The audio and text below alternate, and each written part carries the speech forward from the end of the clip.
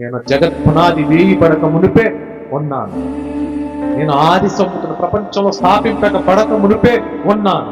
ఈ జననం ఎంత, ఈ మరణం ఎంత, ఈ శత్రువులు ఎంత, ఈ మృతం ఎంత, ఈ పాతాళం ఎంత, ఈ నరకం ఎంత, ఈ నరకంలోంచి, ఈ మృత్యుపు జీవితంలోంచి, ఈ మృత్యుపు లోకంలో నుంచి, ఈ పాపపు జీవితంలోంచి, ఈ చీకటి కోణంలో నుంచి మరణాన్ని ఎదిరించి మృత్యుంచేడి తిరిగి లేచిన నేను మీకు అన్నిటి నుండి ఏమిస్తానంటే విడుదలనిస్తా, విమోచనిస్తా. విమోచన ఉంది మీకు.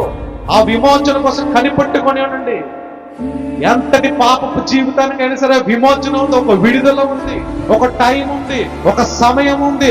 ఆ సమయం కోసం ప్రభు ఎద్దకు వచ్చే స్థితిలో మనం ఉన్నామా? చూడండి, ఉన్నామా? ఒకసారి మనల్ని పరిశీలించి, ఎంతటి పాపపు విషయంలోనైనా సరే దావీదు చేసిన పాపం దేవుడు క్షమించడం. పాపాత్మురైన స్త్రీని సమాధాన గల దానివై తిరిగి వెళ్ళాడు. రాళ్లతో కొట్టబడడానికి తీసుకొచ్చిన ఆ స్త్రీని అమ్మా అని పిలిచాడు. ఆమె సమాధానం దొరికింది, క్షమాభిక్ష దొరికింది, మారు మనసు దొరికింది, సువార్త ప్రకటించింది. వీళ్ళందరికీ ఉందంటే ఈరోజు నీకు, నాకు, మన సంఘానికి, విశ్వాసులకు, సమాజానికి కూడా ఉందని చెప్తుంది బైబిల్.